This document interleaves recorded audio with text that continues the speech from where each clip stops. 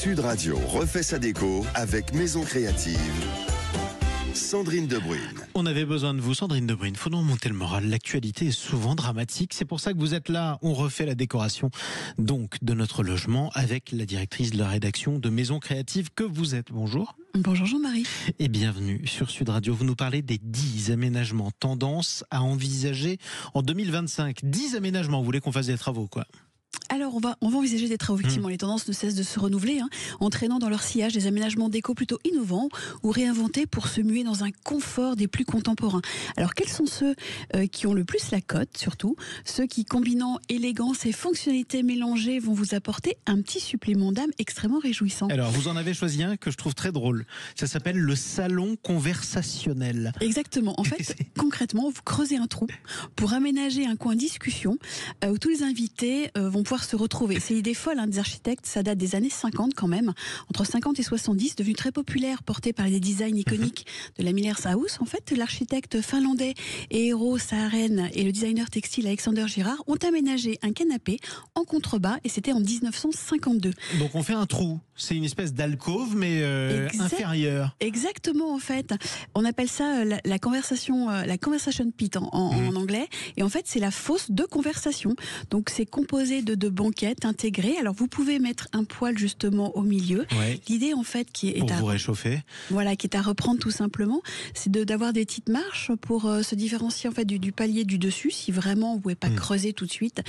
Mais voilà, c'est un aménagement à prévoir et c'est vraiment chouette. Bon, on continue les autres tendances. On a le plafond, le faux plafond rétro-éclairé. C'est quoi? Alors plus précisément dans la salle de bain. Ouais. C'est un rétro-éclairage en fait qui diffuse. C'est quoi un rétro-éclairage? Alors, je vous l'explique. En fait, c'est une lumière tout à fait douce et uniforme qui élimine les ombres dures souvent créées par des luminaires plutôt classiques. En fait, vous transformez l'atmosphère de la pièce en un espace plutôt relaxant, semblable à un spa, grâce à un éclairage LED en fait réglable en intensité, en couleur. L'ambiance est personnalisable et que ce soit pour se réveiller en douceur ou pour se détendre après une très longue journée, souvent ce rétroéclairage est caché en fait dans une petite colonne tout autour en fait du plafond. Donc c'est une fausse moulure ouverte. Et vous avez un rétroéclairage. Et comme ça, on n'a pas la lumière dans les yeux, mais on est baigné dedans.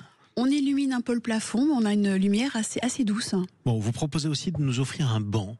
Oui, parce qu'en fait, il est en passe de détrôner, si vous voulez, le tabouret. Alors, le banc s'impose un peu comme une pièce de mobilier majeur. Il est multifonctionnel, il est parfait autour d'une table pour un séjour, un couloir. Il peut également servir de console, de piédestal.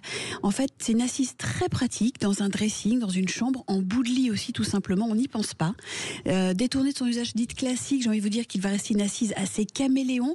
Il a aujourd'hui pas mal de possibilités. Il va être tressé, il va être coloré. Vraiment, le banc, c'est le petit objet sympa à s'offrir. Oui, pour les amoureux qui se bécotent sur les bancs publics. Vous nous parlez d'une tête de lit maintenant, ça change tout? Ah, ça change tout. En fait, les Alors, meubles... on rappelle pour les plus jeunes qui ont un doute sur ce qu'est une tête de lit. Allez. Une tête de lit, franchement, c'est ce que vous mettez derrière votre lit. Voilà. C'est un habillage, tout simplement. J'ai envie de vous dire que les meubles aux lignes plutôt douces, vous savez, arrondies, qui restent très très populaires en 2025, là, on va rechercher des espaces plutôt apaisants, rassurants. Et ça va être un mobilier qui va vraiment épouser en fait les courbes de la nature. Vous allez pouvoir donner du style grâce à une tête de lit, tout simplement. On va avoir des formes organiques, on va avoir des angles et des reflets qui vont agrandir un petit peu l'espace. Alors, ultra pratique aussi dans les petits espaces, surtout, elle servira à multiplier les rangements.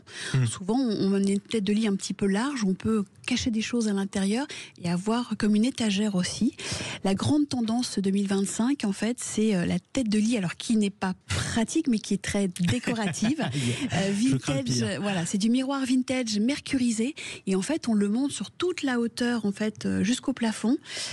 Ça donne un effet assez intéressant. Et ça, on a un miroir derrière son lit, oui. Ah bah surtout, pas en face, pitié, vous le mettez derrière, sur la tête de lit, jamais en face de vous. Surtout pas sur le plafond. Il est censé attraper vos jolis rêves, surtout. Voilà. Exactement.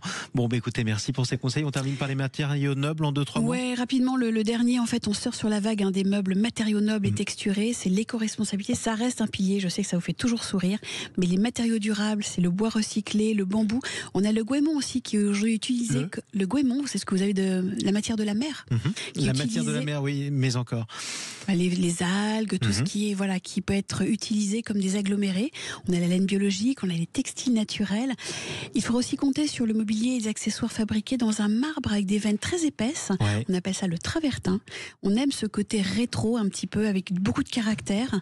Et puis j'ai envie de vous dire qu'il sera bon aussi d'aller vers un design plus durable, plus organique aussi. On va retrouver des pièces dans les pièces artisanales peut-être. Voilà, tous ont une histoire à raconter et on aime beaucoup les mettre dans nos maisons. Et bien justement, on peut aussi les retrouver sur les réseaux sociaux de Maison Créative, de Sud Radio et le compte Instagram de Sandrine Debruyne. Merci Sandrine.